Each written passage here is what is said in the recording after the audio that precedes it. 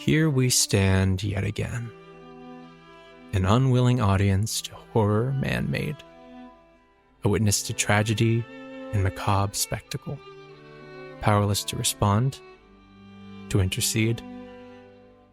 Time seems too slow as you watch Geronimo and his remaining lackeys all sick with shock and anguish at their fallen companions, the spell over them releasing with the exit of the masked executioners.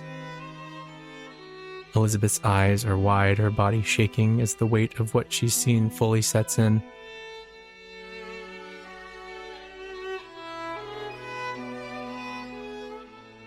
Here we stand yet again. A familiar scene of innocence lost to the bloodshed of those who believe themselves of higher purpose. A scene that you are far too familiar with. Yet another that you could not escape.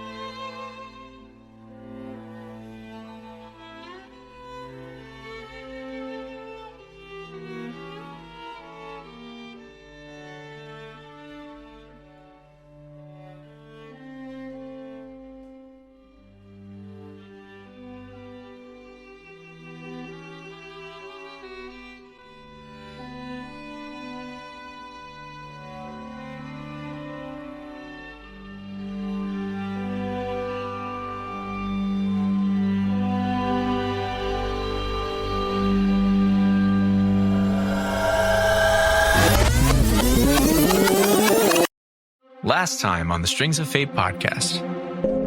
Azrim, you have had 2 hours to meander the Witchwood Market in preparation with the cronies of a certain snag racing champion in tow. And now, you sit across from the man of the hour. You can see that standing post there are 2 individuals, for lack of a better term, suspicious looking, but you can't see their faces. Okay. Because they're shielded by porcelain masks. I have an idea of who they are. They're, and the veil cuts in. They're the Merriment. Are they sort of an organized sort of thing, or they have a ruler, a hierarchy, or are they just kind of... From what I remember, yes, they have a hierarchy, although it's more like there's one person they report to. Because I said that I could possibly supply them for cheaper. Mm-hmm. So that's the lie we're telling. That is the lie we're telling. I have no intention of giving these people what they were looking for. You see the doors open, a human woman enter, flanked by 2 other individuals. One of them, a green tiefling, and the other one, a sun elf, who enters, and as he does, Geronimo Johnson stops. Dad?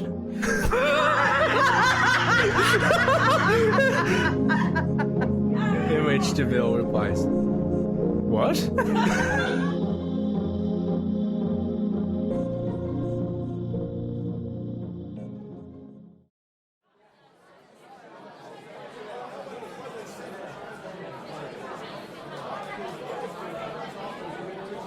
In the back room of a tavern tent by the name of the Snail's Trough, at the center of the Witchwood Market, an unexpected rendezvous is taking place.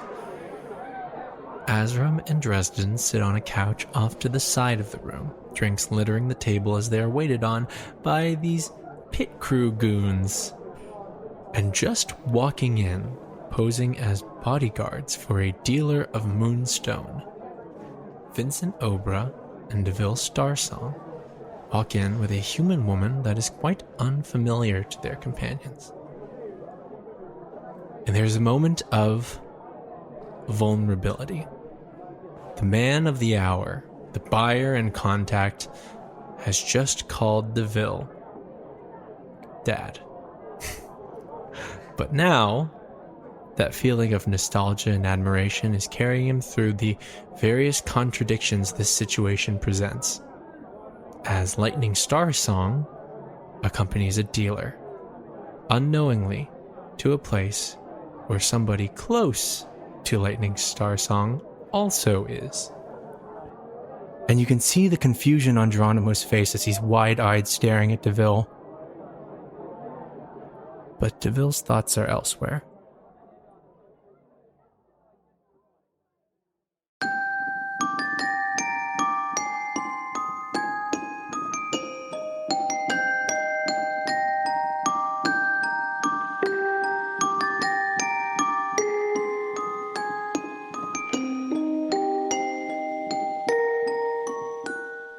Silence fills the room after Geronimo's statement. He himself is looking on in tears of nostalgia and deeply complicated emotion, a wide smile towards Deville. But Deville doesn't respond. He's stunned. Because for him, Elizabeth, Vincent, and Azram, the situation has changed drastically. And you all know what is going to take place at the end of this negotiation. You saw it yourself, and yet here you are. Yes? Sorry, was Dresden. Does Dresden also know? Dresden does not. Oh, shit. As Dresden kind of looks on in disbelief, actually, from the couch, and then kind of turns towards you and says, "Did you know that he was coming?"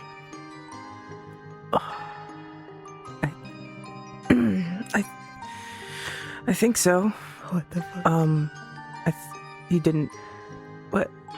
What's going on? But are you okay? As Deville kind of cuts in, says, "What's going on here? What?" He looks towards you, Vincent. You just saw that, right? You saw it too. Yeah.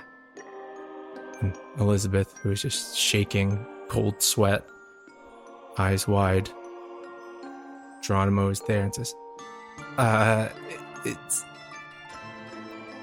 I'm sorry, I must have shocked you by calling you that. I promised that it was in a cool and fun way and not in like a weird way. Geronimo? Huh? Do you have a room or somewhere we can go?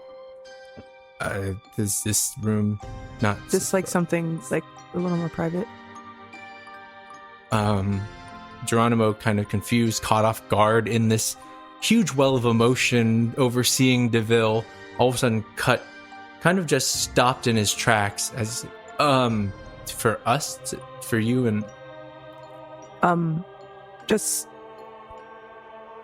I like, Azram, like, kind of gains his composure a little bit and is like, yeah, I mean, like I told you, Lightning Star Song and I know each other, but I wasn't expecting to see him here, so I just wanted to pull him aside and talk to him about what's going on. Yes, very true.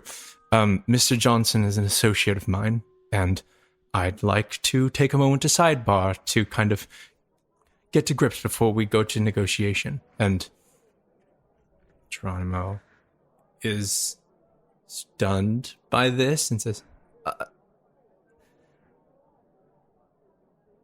doesn't really know what to say. Go ahead and give me a persuasion check. Deville will also give me a persuasion check. It's not very high, but we'll see. Do I get...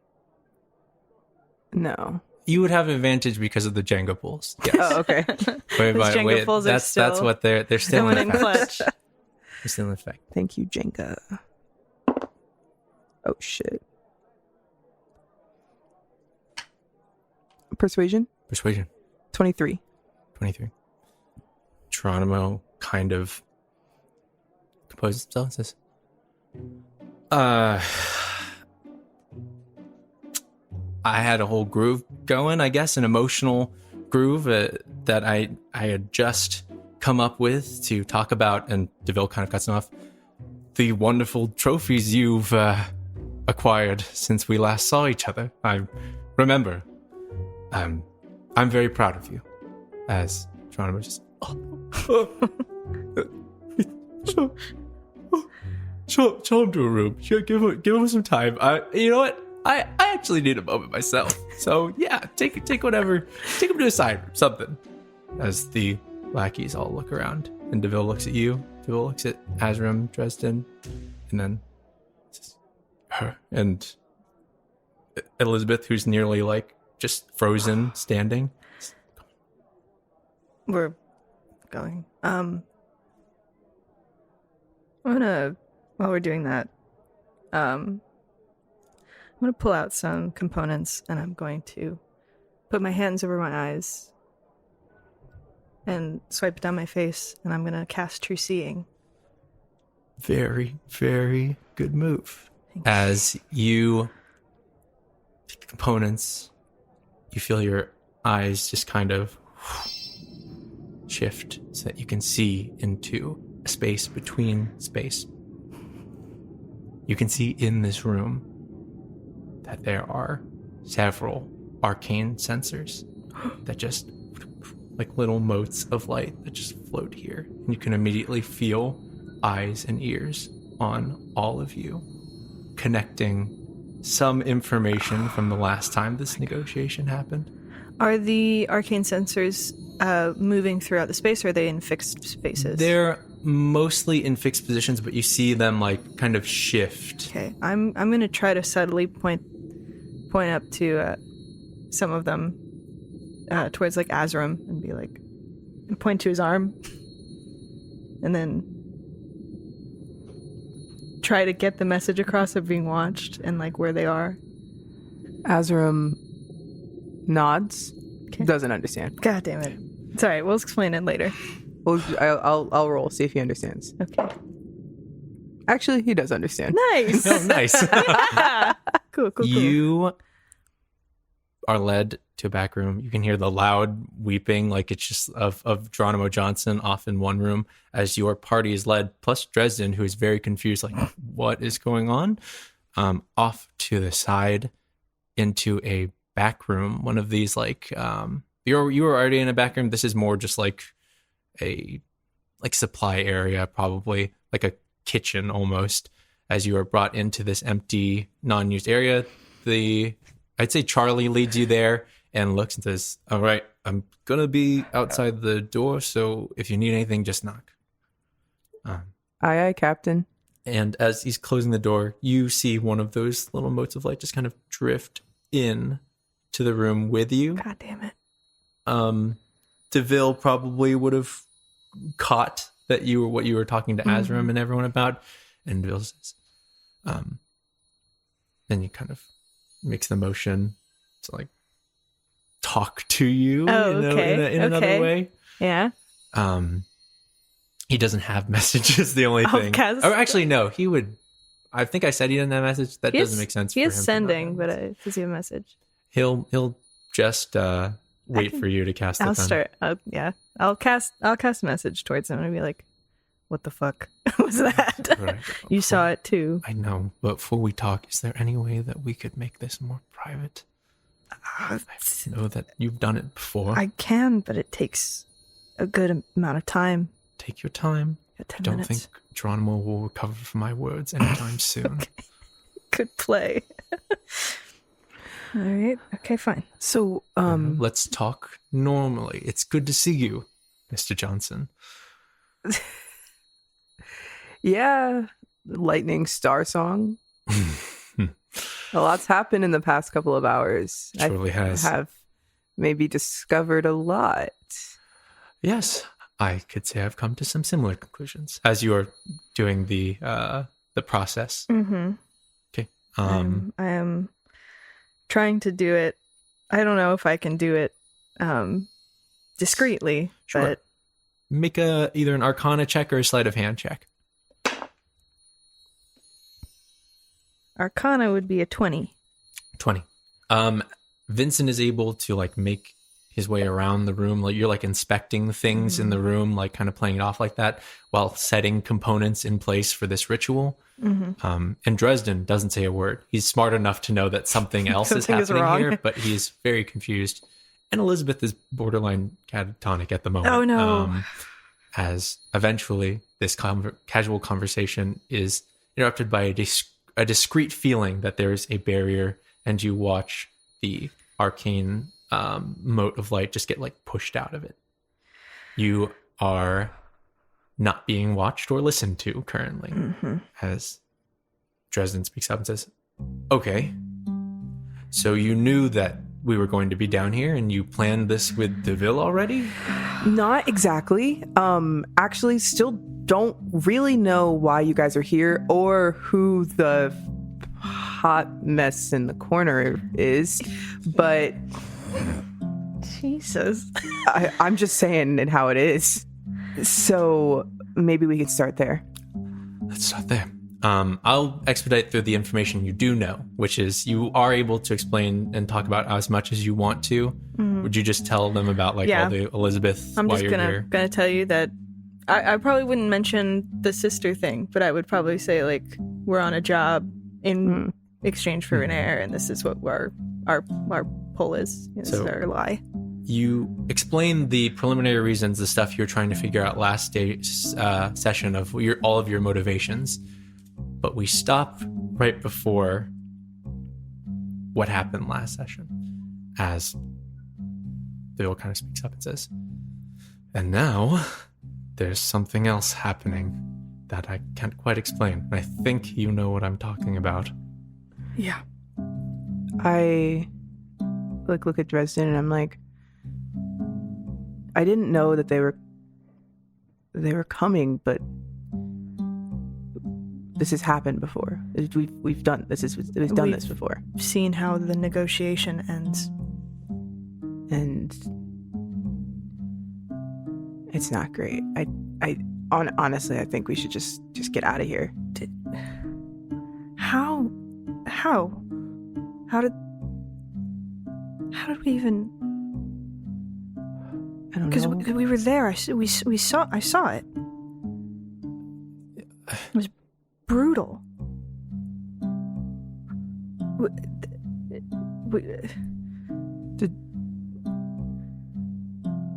Why are we always being watched? Azram looks at his arm. He looks at Dresden. Is Dresden's arm? Is that where his tattoo is? Is Dresden's arm? Can I see? Dresden's arm? Yeah. I mean, can I see? Oh yeah, you have true seeing on. It's happening. Dresden has like a coat on. But God. you can see that like kind of peeking out like from the wrist, like you can see one of those blinking eyes still there on the inside, even still on the inside of the sanctum. Dresden also is afflicted by this. And Azram's holds arm out, so good luck. Yeah, and you have to like look away from Azram entirely, who is... Does anyone got a jacket for him? This horrible sight, this kind of, amalgamation of eyes. Did those sensors look familiar? Or, like, did they look like they could have been similar to like things I've seen in like Invictus Tome related stuff, or did it? Or for me as well. Magic has like a flavor to it, and the flavor of this is nothing close to the strange eldritch themes of Invictus Tome. It's a lot more fun and bright. They're almost like little, you'd say, pixies surrounded by light, almost that are similar in how they look. They're very like bubbly and fun like that. So they look nothing like anything you've seen in terms of people scrying on you before. I don't think this is the work of Garrick. Okay, well that's actually somehow worse. That we're being watched by two people. Both we don't know where they are or really much about them at all. Deville, you used to live here. What do you know about the merriment? And I was told from a young age never to get involved with the merriment. And I didn't. It's why I kind of bent the rules a little bit and joined the Zentarum, but the merriment was always something that was, in terms of the thieves guilds and the guilds that take on adventurers who are willing to do any job, they would always go a step beyond what the Zentarum asks of you. There's an amount of freedom that the Zentarum gives you, whereas the merriment is more of a beneficial dictatorship. Best way I can put it.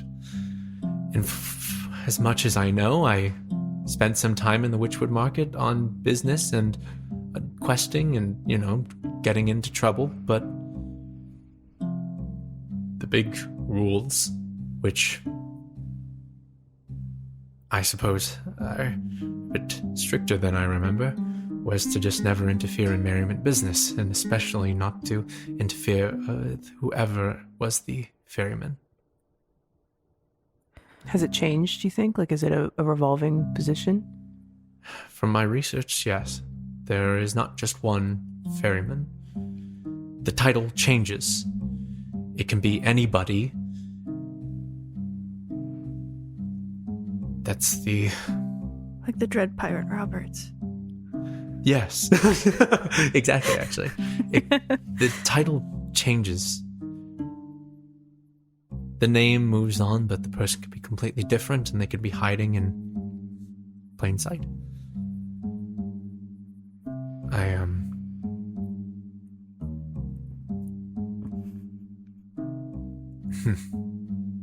I only know a handful of people that have seen the ferryman, at least the ferryman when I was younger, and I only know of even fewer that have come out of that alive.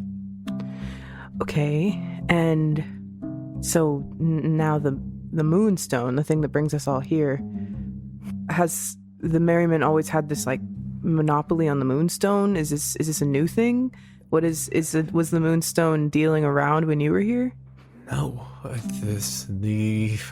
no one would even dream of coming close to the Fractured Mother when I was younger. It was, surely there were people that were interested and would, tell tales of how they were able to steal a piece or something. There may have been one or two reports of people trying, but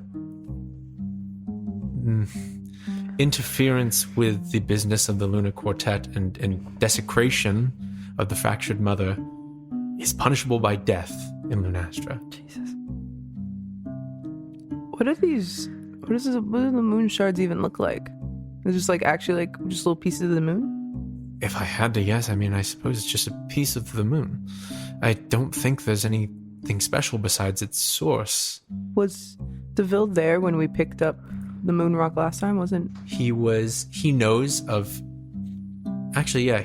of it because you told him, but he wasn't there when you picked it up. So he's never seen it. He just, you just kind of told him that you found something similar to it, I believe. So he would probably continue and say, I'm sure they're much smaller than what you... And then he kind of looks down.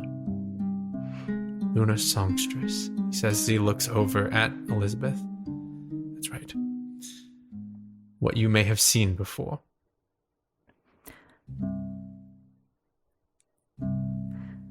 How's Elizabeth looking? Bad.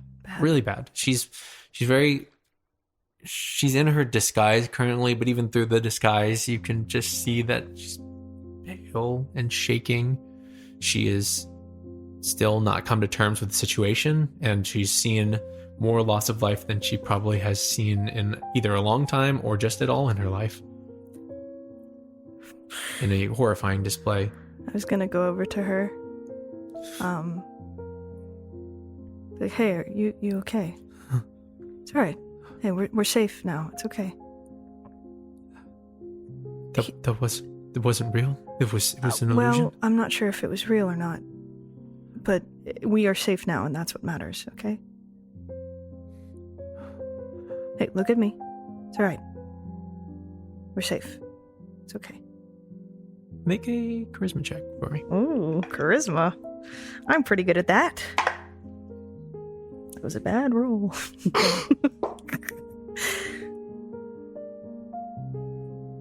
12. She just kind of sinks into herself a bit. She says, It happened. It happened. It was... I saw... I heard... It might have smell. happened, but we have to keep ourselves safe, and so we have to... I can't do it again. It's okay. We don't have to. Is this some kind of punishment? No. It's all right.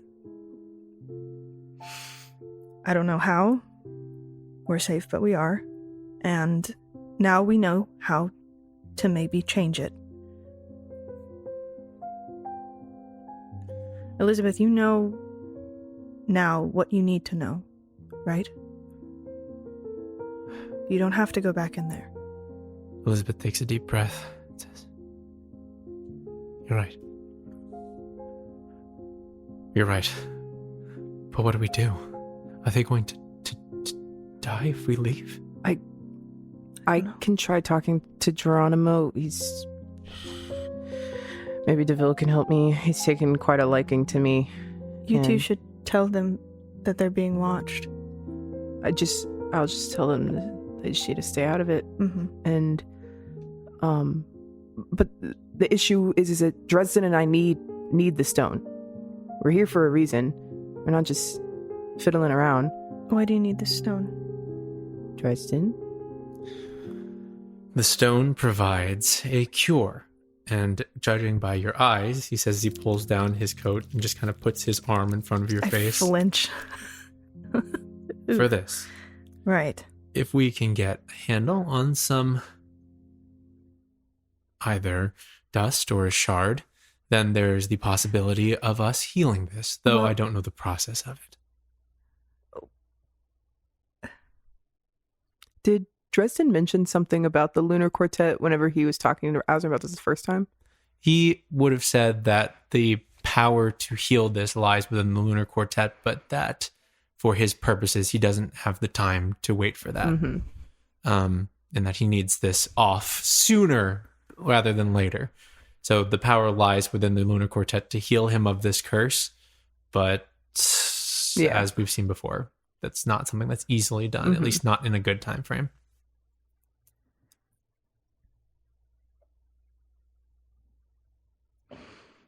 I mean, we can leave and we can think about it, but I need to get this off of me. I understand. I want to help you out as well. And I look at Elizabeth and I say, I have a few more friends that could use healing. Elizabeth kind of looks up and says, She might be a little overwhelmed right now. We can talk about this later. says, Well, of course. Yeah, and yeah, fine. It's a better idea. First things first, how do we get out of here without drawing suspicion or drawing the ire of Geronimo Johnson?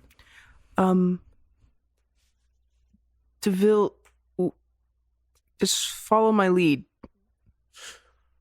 Okay. And we'll handle it.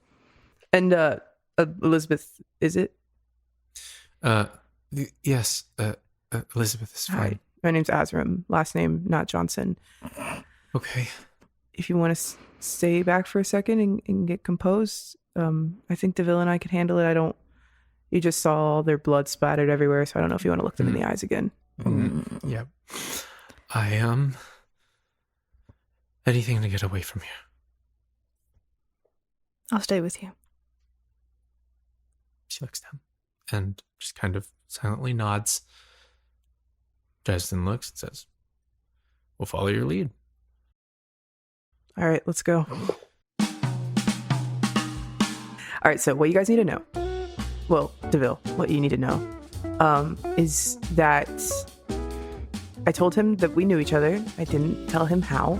Okay. And he's obsessed with you. He's like really obsessed with you. I picked that up from the first time we talked. Like, man almost started crying in my arms. Also, if if I call him something like champ or anything like that, just ignore it. Okay, it's uncomfortable, but It is really uncomfortable. he seems like the type that would want to be called champ. Sure. Yeah. Must be a Snag Racer thing. No, it's not. And we're gonna have a talk about this. I'm gonna straighten some things out. So we just basically need to convince him that that he should stop doing whatever the hell he's doing, and that he should just focus on the cup. Maybe you can like talk some sense into him. Like, hey, dude, you got your head in the game. You got a cup coming up. You know, can't be using moonstones. Okay, I'm starting to see the vision. Okay, all right. But the rest, I don't know. I suppose we will wing it then a bit. All right. All right. Azram leads the way. You push out of this kitchen area, out of the sanctum with a much, I assume the sanctum's in a little bit less of a conspicuous sense, more just like a barrier, more so than a projection of the astral sea. You push out of the kitchen into the main room. You can see Geronimo just surrounded by his pit crew goons in one big group hug. Like they're all like pep talking him, patting him on the back. They're all like just wrapped up with him. What are they saying? They're it's mostly just like, friends. Don't worry, boss. It's okay. Hey, listen, this is a big moment for you. I know. It's if you're feeling up to it, we got to go forward with me, or we could try and figure something out. And John was like, no, I'm strong. I can do this. I can do this. And I was like, yeah, boss, don't worry about it. It's Chester. Sorry. Chester's also there. Yeah, boss. The Dar's sitting there too. Yeah, boss, don't worry about it. Like, he's a big shot now, but you're going to be a big shot soon. He's like, yeah, I am going to be a big shot. I'm going to be the biggest shot. As you all walk out into the main meeting room, and everyone just kind of like stands up straight and like hands on their weapons and more like serious but a little goofily so. Oh, champ. Yeah, that's me. Well, and we walk over. Deville walks up with you. How are you doing? He like looks away from Deville. He's like, I'm doing fine. I'm just had my emotions overcome me, but I'm ready to move forward with the meeting if you all are. Well, that's the thing.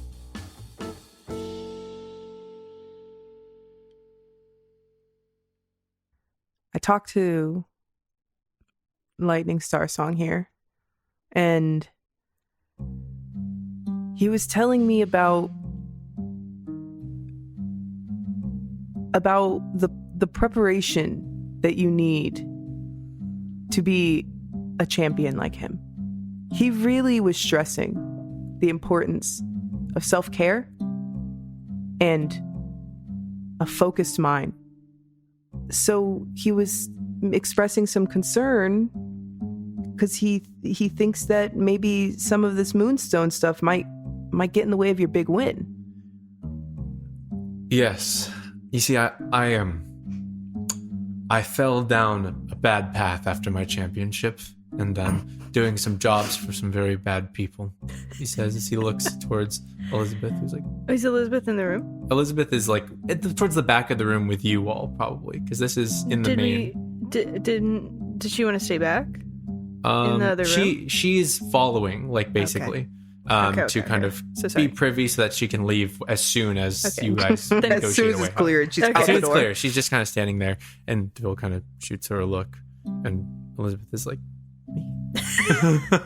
And it's like, yes. And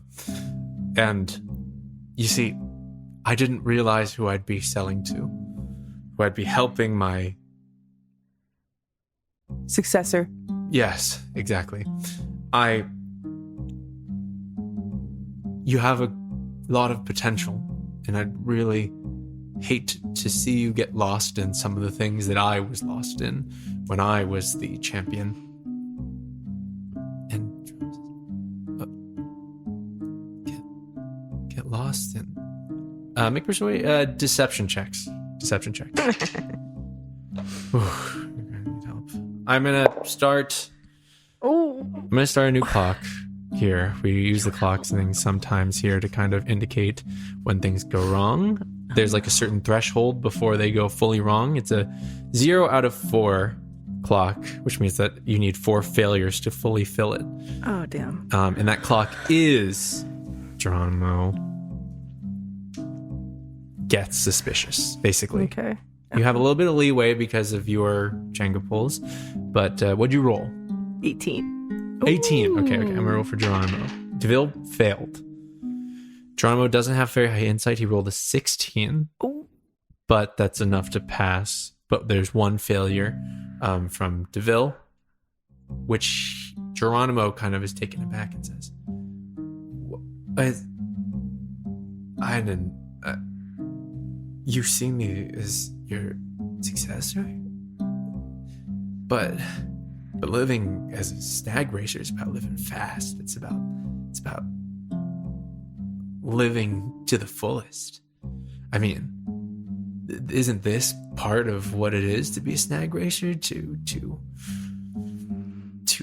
carouse and to indulge on the most of the finest that life can offer? I mean, I agree, but you can't deny that you have a big race coming up. Can't you? Isn't it more exciting to indulge in these things after success? What would you do if these things got in the way? Have you been training? Are you mentally prepared to win? Have you oiled your snail? Is it every day? I'm always out there oiling my snail. Jesus Christ. Every single day he's oiling his snail. Day. That snail is the most oily in the snail's trough. Oh, and but mentally, are you there? Are you ready to finally surpass Lightning Star Song? Are you going to let anything get in the way of that? This is the excitement of life is not going anywhere. Geronimo, you have your whole life ahead of you, but you only have so many chances to achieve this goal. The Moonstones will always be there. Make a persuasion check with advantage. Persuasion or deception? Well, this one's persuasion with advantage. Vincent and Elizabeth are just sitting in the back of the corner being like, if your true seeing is up, you can see just those orbs, and there's just like weird oppressive presence coming from them that now that you're aware of it, you cannot be unaware of, basically, as they just kind of zoom in on this scene. Persuasion was 15.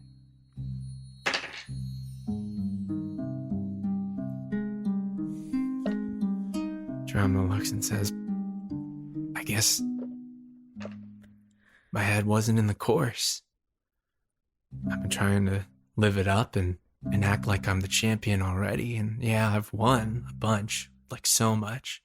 Like way more than you can even imagine. I've won so much. Yeah, you're so great. Like the best. Yeah, the best. It's not official just yet, though. And I'm acting like the champ, and I throw it all away. I'm no champ. I'm a chump. Isabel says, uh-huh. Azram grabs Geronimo's hands once again. oh my god. Very sweaty. He cups them and he's like, I know you can be a champ. You don't want to live as a chump. Right. You know what I would recommend? Geronimo.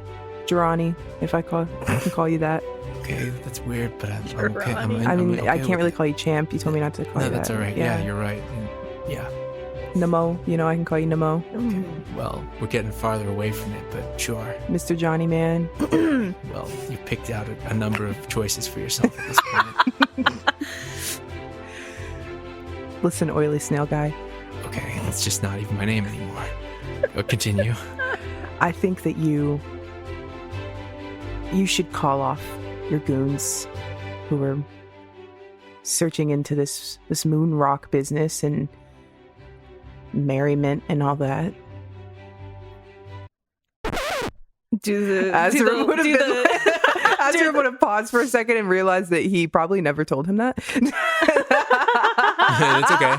Yeah, in reality, Geronimo is in a state right now. That, like I said, Geronimo is a type of character where if you can get him in some kind of emotion, he will overlook contradictions. Wow. And so right now Suspension he kind of of disbelief. He's kind of like cocks his head up to it, but it's not entirely impossible you wouldn't know who the Merriman is. But about their plans with the Merriman, if you just say like cut off that sort of stuff, then that's another thing. I'd been like, I asked Charlie about the merriment, and he told me that you guys have been. Don't take it out on him. You know, he was in an emotional state. That is private information. But I mean, but it's me, Geronimo. It's me. And Lightning Star Song. Make a deception check. Come on, Ezra. Tough one. Go on, It's a tough Ezra. one. You got this. 23. Woo. Oh yeah, there's no chance. He rolled as high as he could have, and there's no way he could have even gotten that. So you're good. As he says, okay, well, we're gonna have to talk about keeping information privy that I share. But anyways. So I think you should get them. You know what? Maybe they should start planning your celebration party instead, or something. Or maybe they can make sure your snail's extra oiled, or make sure your racing pants are nice and tight. Yeah, that's right. They could always be tighter. He says as he moves, and the rubber's kind of. Can't wait for that sound effect in post. He gets up and he says, "Listen, Moonstone dealer." He says, "Never got your name." Yeah. Vincent is mine. Hello. Oh, I would be speaking Vincent. on behalf. Okay. Nice to meet you. But your boss too? You can address me. Oh, okay. So it's one of those. Okay, very tough and cool. I like it. Okay. My pseudo father. I hope it's okay if I call you that. He says, it's so okay. Oh my god. Very okay with the situation. And his associate. They have informed me that it would be a lapse of judgment to indulge in this kind of conversation. And I know how difficult it is and how disrespectful it is to people of your status to have come all the way out here. And I just want to make a formal apology. But we'll have to reschedule for once I've earned the title of champ. Wow. And can party like one. Azram starts applauding. Charlie, Lisa, Susie, Steven also were like, that is a sensible decision, boss. Most sensible man I know. Wow, a waste of our time. Deal's off the table. Let's go. And I walk out.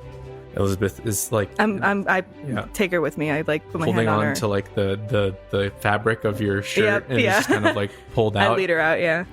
It says, it's tough. Well, you two are welcome to stay though if you want to hang out and talk a little bit. As he looks at you and DeVille and Dresden's kind of walking out too and is looking. Azram's like, as much as I would really love to, Mr. Nemo, I have really enjoyed my morning here. You know, we had such great times. But unfortunately, I do have other matters to get to today, and I need to catch up here with Mr. Lightning Starsong. So, that's a real shame. but maybe we'll stop by or something. Please, you always have a place here in the back room, so come on by whenever you're free. I gotta get my head in the game. Someone get me my snail oil. Ew. We're going for 3 times today. He says he's making his way over. It's not a euphemism. He's actually going to go oil a snail. That's really funny. Tell him something encouraging as the last parting. Yes.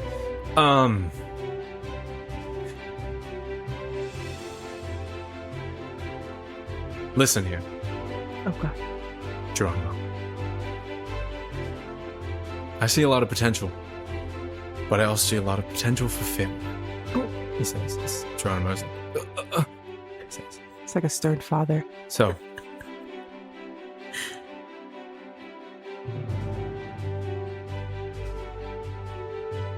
when you are out there on the course, and you're snagging and snifting, just know, I'm waiting for you just past me to see if you can even do it. And Geronimo says,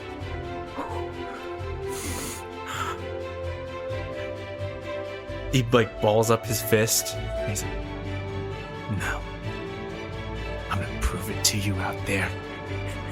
Just watch me. And he kind of like pushes past him. And Jill says, okay, was that good? Yeah, it took to that whole father thing pretty well. Yeah, all right, let's get the fuck out of here. You got any kids I don't know about? No. He says he makes his way out into the Snail's Trough, this central tavern in the center, in this like blue and white striped tent that is full of people. As soon as you open the doors, just bursting with noise, and you all make your way out. And we cut over just to the side, off in the corner of this tavern, to a figure in a porcelain mask who raises a hand up to their ear and says, "You called off the meeting. What are our next orders?" And a distorted voice comes in and says, "Interesting. Call it off for now. I'd like to keep an eye on our new guests."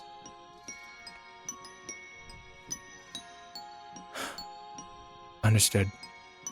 And then looks towards the other figures in porcelain masks and just does like a hand signal, and they all just disappear.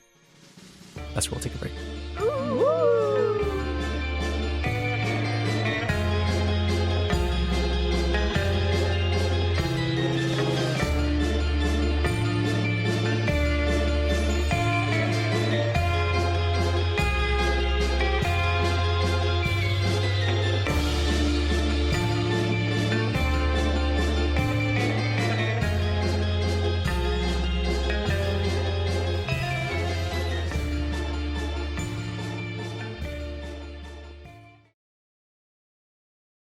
Hey there, gamers. It's Christian, coming at you live with the break. My computer fan is going crazy right now because it was just running Final Fantasy XIV. So please excuse me if you can hear it. Thank you for listening to episode 45 of Soft Pod. There's a lot of crazy stuff going on, so I hope you're really enjoying it. First things first, we have a little message from our sponsor, Dungeon Depths. Right now, if you go check our social media, we have a new giveaway going. At the time of recording, we are between a few ideas for the giveaway, so just keep an eye out for the social media so you can see what the giveaway is and how to enter. If you're not familiar with Dungeon Depths is a store for quality gaming supplies with character. That's dice vaults, dice trays, apparel, stickers, you name it, Dungeon Depths has got it. Well, you can't name anything, but for a lot of things that are related to playing TTRPGs. Dungeon Depths will also be doing dice restocks throughout the year, but you need to be on their social media so you can keep on top of that. That way you never miss a beat. Also, if you're a fan of the show, you can use the code SOFTPOD at checkout to get 10% off of your order or commission. That is SOFPOD. Thank you, Dungeon Depths, for sponsoring the show. Speaking of sponsoring the show, thank you to Roll20 for including us in the Roll20 Spotlight. If you don't already know, Roll20 is a virtual tabletop that you can use to play your TTRPGs on the internet. It is how I got my humble start as a dungeon master, and I know that it is a great tool to use if you're running games for the people in your life that are maybe not as close to you. Not emotionally, but physically not as close. Anyways, you can check them out at roll20.net. Thank you, Roll20. This show is also sponsored by you, the viewer. One of the best ways to show your support for the show financially would be to subscribe to our Patreon. We've got a couple of tiers there, and they get you access to some bonus content, and I know that we are really racking our brains to try and get more bonus content out there on top of all of our different responsibilities that we have. But we really appreciate everyone's support on Patreon because it helps us to keep the show on the air, as well as to do cool things sometimes, like help cover expenses for new equipment and things like that. I will now read out some names from our Honorary Bard tier. These are individuals that have donated at the $10 or more level. Thank you to Faye, Anna, Starry Spells, Elliot, Katie, Roanoke, and Bree.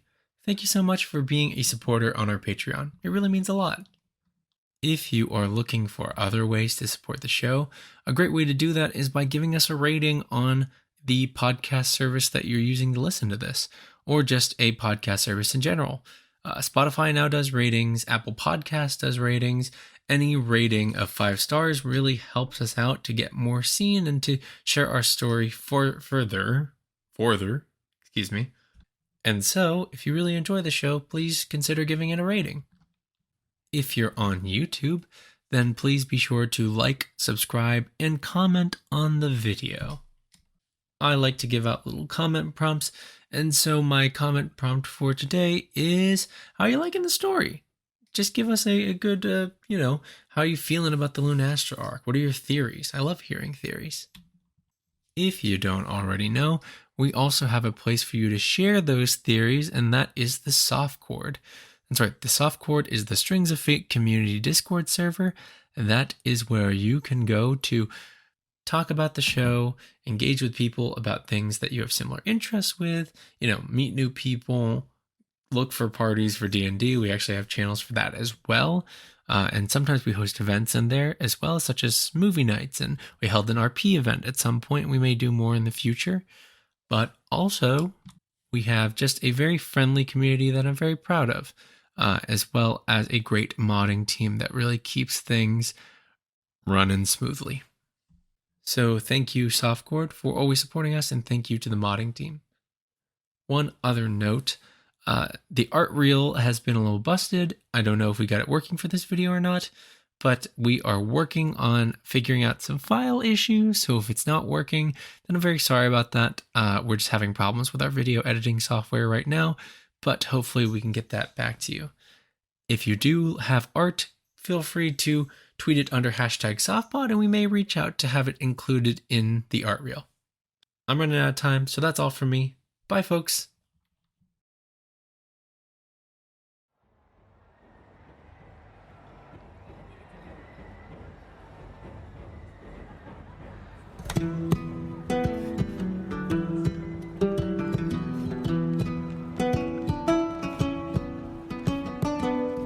You all emerge out of the Snail's Trough, this very crowded bar with the central bartender that seems to be serving drinks to all the different patrons of the Witchwood Market.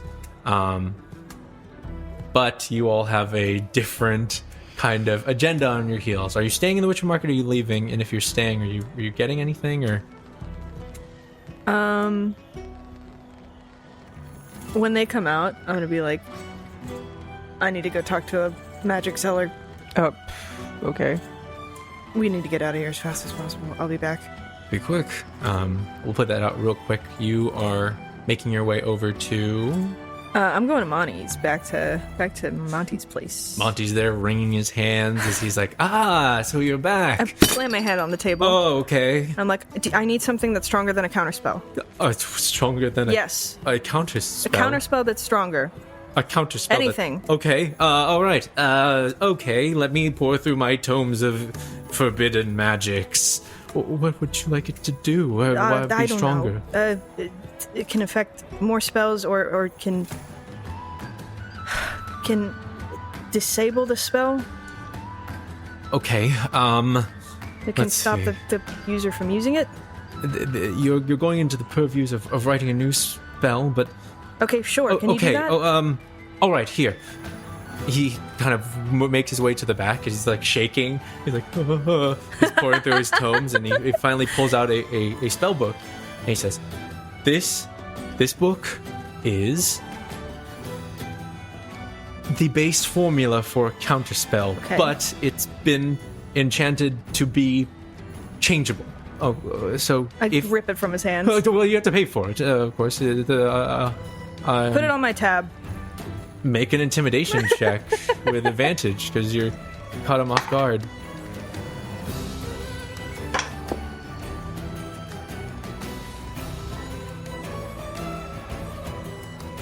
$18. He says, "Oh, okay. What's your name? I have to write down your name for a tab." Oh, fuck. Just put Vincent. I'll be back. Okay. Just be careful. You I'm out can the change door. the. Okay. Was I just robbed? As Maybe. Vincent joins up with you all with a large spell tome in hand. To explain what that is, this is an editable like counterspell. Like basically, to speak in computers, it's like if someone gave you the application and was like, okay, here's the base code. You know, you can mod it. Basically, you have all the tools to mod it. Excellent. And it's going to take time, but you basically have counterspell that you can modify permanently. Excellent. And when it's cast in whatever way you have it written, there are certain rules to it, and we'll come up with those later, but you can edit this counterspell to do what you need it to do. It's just going to take some time of research and writing. Vincent's like, I never want to see anything like that ever again. But you all convene at the exit of the Witchwood Market. It's basically a large tree that has that same kind of opening with that weird watery film on the entrance, and people are just leaving in a bit sloshed as they're making their way through. It's guarded by two members of the merriment who are just standing there. As you're approaching, you kind of see them like hand to ear, but then just stand tall. You can't tell if they're looking at you from behind the porcelain masks. But DeVille says, everything we need? Yeah, I guess. Kind of wanted to shop around, but I feel like we'll come back. We'll come back. You make your way through, and you are just walking with a crowd of people that are all leaving, like literally Disney, everyone's leaving the park through this entrance. And as you walk out, you are suddenly walking in a crowd in Lunastra. Oh, You see the twilight sky above you. Shit. You hear the city sounds. And at some point, you have joined this crowd, and no one has seemed to notice. oh my god. As you slip in, as Joel says, okay, everyone keep calm. Keep an eye out. Where are we headed? We need a place that's secure. We could go back. Elizabeth, can we go back to your office? She looks at everyone here and says, it'll be suspicious, but okay. I can get you all in. I'll just say that you're personal friends. Okay. No, DeVille, are you going to be, like, recognized or anything by anyone else? It's a possibility, but I already tested this over at the temple, and no one seemed to recognize me there, so we should be fine in the meanwhile. Okay. Shall we go? Yeah, let's go. You make your way through the streets of Lunastra, just checking the clocks around town. You can see that it's around like noonish at this point. By the time that you reach there, it's probably more like closer to 12:31. With like merriment, do we stop seeing them after we leave the Witchwood Market, or do we see them like still sparsely? If you are looking, go ahead and make a perception check for me. I'll have some perception checks for the others too. Wow, rolling really bad over here. Terribly. Oh, well, Dresden rolled well. I only got a 9. I'm not looking too hard. 9. 5. 5. You all are scanning around. There's kind of a hurried rush towards the temple district, basically, of Lunastra. And Dresden, just kind of silently to himself, is like counting as he's kind of eyes are darting around. And he keeps the number to himself, but he is taking note that what you can infer that he's spotting suspicious people. They're not following you per se, but they're keeping an eye out.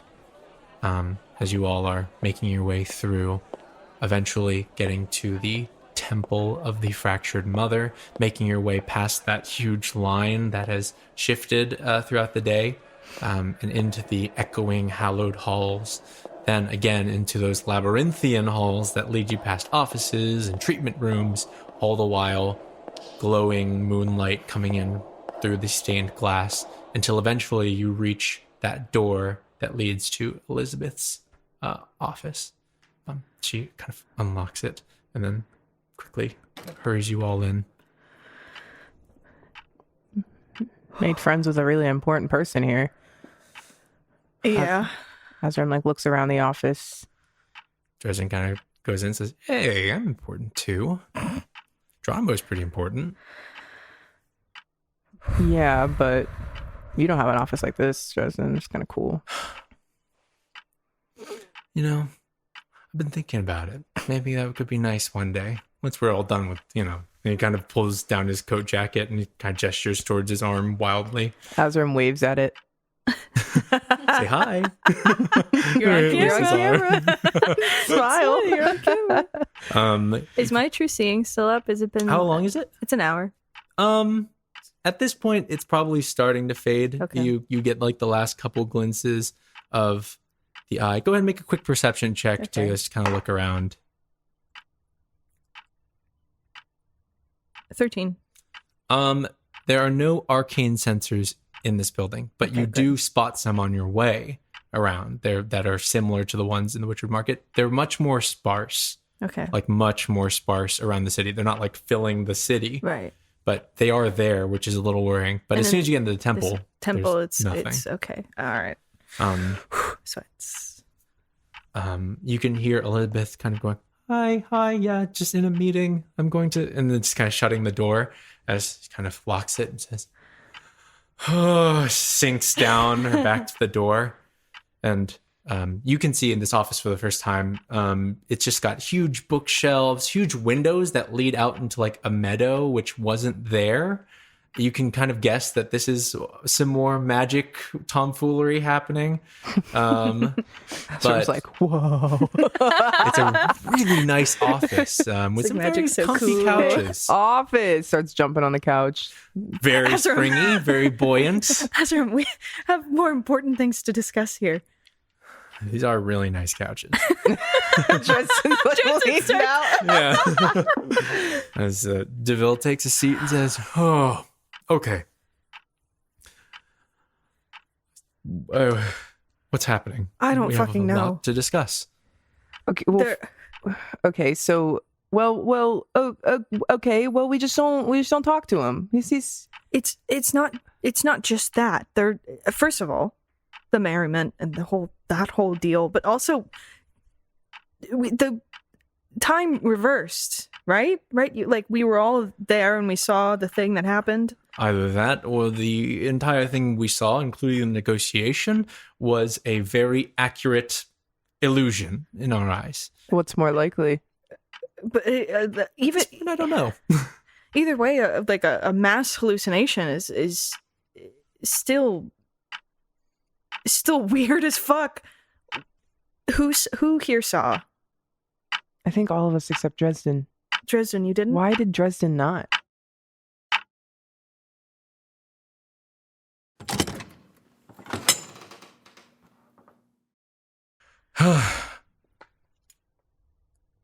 Perhaps I can help explain.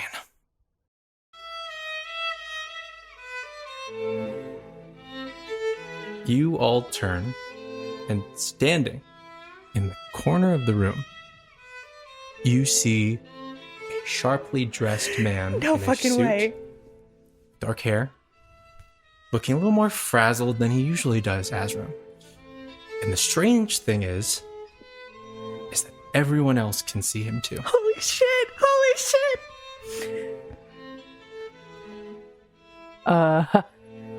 Azra, Hey, dude. it's good to see you again. Great seeing you. You have the worst timing. Actually, my timing is impeccable. Please, everyone, sit down. I have a question. Yeah. Is he hot? We need to know. We need to know. Yeah, he is. Oh! None of you saw this person enter. You saw Elizabeth lock the door. And not only that, this person appeared from a corner of the room in which there was no door. As this very sharply dressed figure, instead of pocket watch, and pulls a pocket watch from their pocket, a little more frazzled, and says, "Listen, I don't have a lot of time here, so let's get introductions out of the way. I know of most of you because of your relationship to Mr. Eskil.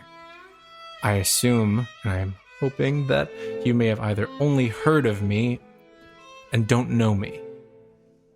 Vincent already has a dagger out on reflex. And he's like, Azram? Friend of yours? Never mentioned him, but yeah. Yeah, I don't know who the fuck you are. Interesting note, Elizabeth is frozen, though. Like, literally, like, I get back against the door, like, not moving. You can see, like, a sweat drop off of her, just, like, suspended, as you kind of look over towards the door. Just decided to leave her out of this because she seems a bit frazzled, and I don't think she can handle this information. Though it does involve her. Please, everyone, take a seat. This is not official business. This is off the books. Clearly, as we are violating so many tenets of code right now. Well, what's going on? I'm here to set your minds at ease and to confirm that what you experienced was real. Someone has interceded on your behalf. And as a reminder, you may be able to guess who, but she's had a change of heart recently. And though the consequences may tear apart the idea of what destiny and time and fate are at its very core, or worse, get me fired, I am sworn to aid her in whatever she chooses to do. Who is she? What are we talking about? My patron? Oh shit, that's what this is? Hmm. Right now? Surely, as the day is long. You would not be privy to these meetings, and in our previous meetings with Mr. Eskil, you've been present, but not privy to any of them. Though it is nice to finally speak to most of you, I see that one is missing. Oh, two, actually, now. Technically three. Technically, yeah, he doesn't know that. I can't keep track of it anymore. Too many of us. All I'm saying is that I am not representing the hunters. I'm not here as a huntsmaster. I am simply here as a messenger. Do not squander the second chance. They are limited. We have intervened once on your party's behalf, which I strongly advised against, as though you may have been the only one to experience it, Mr. Obra, as he looks towards you. What are you talking about? It's easier if I just show you, he says, as he kind of extends his hand outward, and you see just these silvery, this silvery energy just kind of surround you for a second, and your vision is suddenly filled as you see a hand reaching into a bag and pulling out an unbroken potion. Shit. That was you. Not me, technically. My employer. She likes me that much? she has been persuaded against her better judgment. What do you mean by that? I mean that if I say any more, this meeting already is breaking a number of tenets that have been agreed upon by beings far more powerful. But she has been convinced to intervene in very small moments on your behalf. And for what reason? I don't know. I don't know what makes you more special than every other person in the universe. But maybe my charming personality. It's not just you, though. It's all of you. And trust me, I'm trying to figure it out, too. So until I figure it out, don't squander this second chance. And don't do anything dangerous. That way, we can reduce the amount of times that this has to happen. Do you know anything about the man? The ferryman? The entity known as the ferryman is very well obscured and also not part of our business as the hunters. I thought that none of this was part of our business. None of this is part of our business. This isn't even covered within any training book throughout all of existence, this situation. But until somebody submits a formal contract implicating the ferrymen of crimes against the planes of existence, nothing I can do about it. So, no idea who they are. Listen. I have limited time. I was told to answer questions. One question. Go for it. Fuck. Don't ask me who created the universe. That was first on my list. Don't ask me when you're going to die. I know it, but you don't want to know. Oh my god, says Christian. The DM. Okay, well, what do you want us... What do you... Only one question? Only one Is that the question? Yes, he leaves. Closes this book. Wait, is it one question? Wait, one question per person? Or? One for you and you. Okay. And technically him. He says as he points at... Oh, Dresden's also frozen, of course. Oh, shit. Dresden and Elizabeth are frozen. And he sort of points to DeVille, who's not frozen, and is just kind of mouth agape at this. And one technically for him, but I'm pushing it, he says. So you two first. Okay. What do you want us to do? Live. Don't get into these situations so that she doesn't change her mind like this all willy-nilly and affect fate and destiny as we know it. Just be safe. You know, you could give up this adventuring thing. You know, just do the hunt contracts. They're all good. They will provide you for some time. You've already caused a lot of trouble with your little stunt and your little warlock guild, which wasn't sanctioned by us, by the way. I'm able to get a lot of things off my chest because this is not official time. I know you're not listening. I've reviewed your file since you were born. You're not listening. You're going to do whatever you want. Can you get these eyes off me? Oh. No, I can't because you went to a third party for warlock training. This is outside of the agreement. I don't know how to read, so. You know how to read. Okay, I know how to read, but I definitely didn't read the choose not contract. to read. Next question. What do I know? What do I want to know? I mean, it's kind of if God came like, I'll answer one question for you. Yeah, then right? you would be like, what the fuck do I want to know? Yeah. He's like, There's some things you won't know, okay? of course. Like he's kind of put off that, like, listen, anything that has to do with like stuff that I wouldn't have a file on, I don't care about, and I don't know. Yeah. So I'm not going to know anything about your backstory or something Yeah, like I that. know.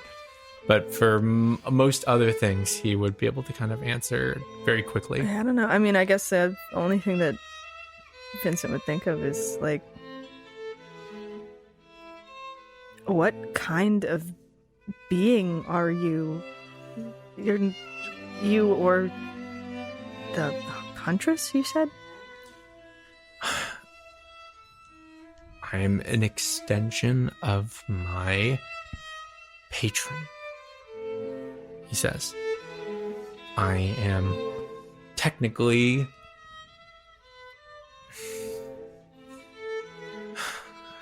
It's hard to explain. The term for it is, and he kind of opens his mouth and just noises come out of his mouth, just like weird noises that you've never heard before. But you don't understand that, and there's no way I can make you understand what that is. But let's just say I am a contractor. I deal with the day-to-day. I clock in. I fill out the contracts. I give the contracts to the hunters. I file them nice and neatly. I like to keep my desk clean. I like a coffee with 2 sugars. Just a regular Joe.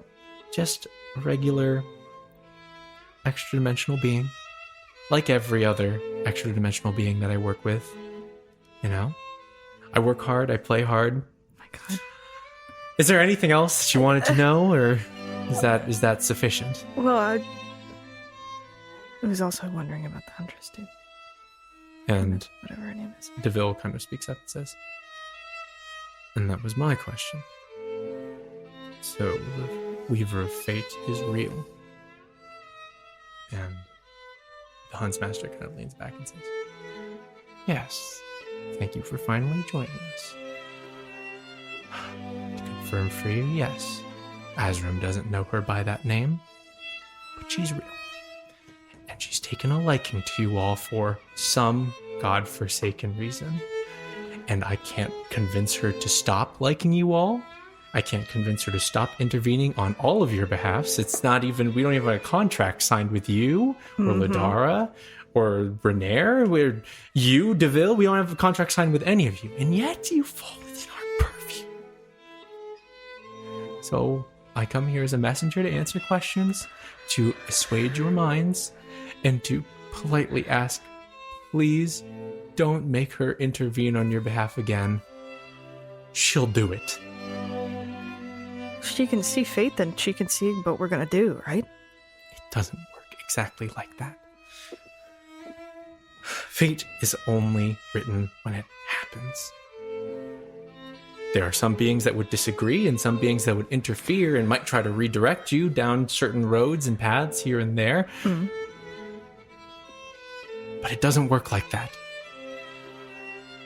And so, he says as he kind of just smiles peacefully,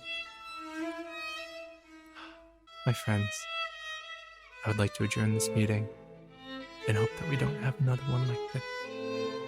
I'll prepare a contract for you, Azram. I'll go back to doing that. I love making contracts. The next time you give me a contract, can you like make sure I'm not like doing anything around that time?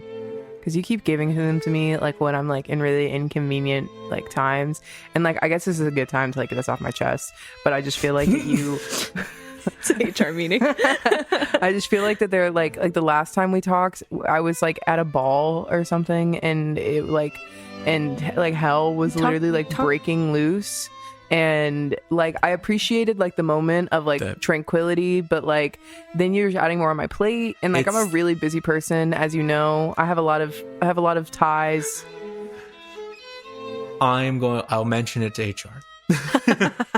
I'll mention it. I will say that all of our contracts are based on, protecting your plane of existence. So do with that information what you will. Usually things that we've got going on over there are bigger, but at the same time, a herd hunter is a happy hunter. So yeah, I'll bring it up in the next stand up. Thanks. Mr. Hunter, what's your name again? And he kind of says, it's like, you don't know my name, but and he opens his mouth and it's just like literally just noises. And it goes on for quite a while, and before he's just like, it's a really try long saying name. that 3 times fast. As he John says, Jacob Jingleheimer Schmidt. Really John long Jacob name, Jingleheimer dude. Schmidt. Funny. What? So many questions. We're all like, wait. One one more. I know. Actually, you said we had one, but I have. He's like halfway closing. I've the had book. like 300. Where do you come from? Like, what plane of existence? Well, you've been there, so What? hopefully that will clear up some things for What do you you. mean? As he closes the book and is gone, and time resumes as Dresden sees everyone sort of standing up and is like, "Whoa, when did y'all get up so What does that fast?" mean? What does that mean? I've been there before. So bad. Vincent just says out loud, What does that mean? I've been there before? What is that? Come back. Who are we mad at? Who are we talking to? Did I miss something? I zoned out. I look at Azram. I think we're okay. I think we can just maybe go back to living our lives like normal. Okay, good. Oh my god. No. He says he settles. No. What is happening? I don't know. We're safe, but I don't know anything about her. Don't look at me.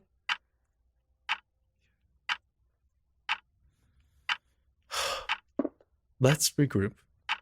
Let's take a moment. We have the city to explore. We have time. I have a theory that in our first meeting, Geronimo said some very incriminating things, and if they were watching that meeting, that's probably why they were so quick to make a demonstration of him. So we may have prevented that. But now it just falls to us to decide what we want to do with the rest of our time in the city and move past this. We need to find Ladara and Auna right now. Right. We need to tell them what's going on. Whatever they're getting involved with. Hopefully just shopping. Yeah, I'm sure. But this city has a way of drawing you into trouble. Speaking of which, at that moment, Azram, there's a sudden blink of a connection ascending. It's from a voice you don't recognize, which is a little unnerving, very bubbly, a little high-pitched. It says, "Hi, this message is from Ladara. We are safe. We are in the Temple District. Can we meet up? Also, my name is Elise. It's very nice to meet." And then it kind of cuts off. You have a reply if you'd like. It's in your mind. Azram's gonna reply and be like, didn't know shopping could be that dangerous. We're a little busy right now, but soon. Head to the main temple. Okay. That message goes out into the ether, and there is no reply from the source. And before you can tell any of your compatriots about it, at that point there is a knock on the door. Oh my god. You hear a voice from the other side. A kind of more, an older woman's voice who's a bit polite in her speech. You hear just the word, "Elizabeth, are you in there?" And Elizabeth kind of shoots up and says, "Oh no, not now. What is it? Sorry, Mother, I'm still... just one second. I heard that you had left in the middle of your workday. Is everything all right?" And as this voice hits your ears, Vincent, you feel your heart pick up pace and heat rising as anger begins to bubble. And that's where we'll end our session.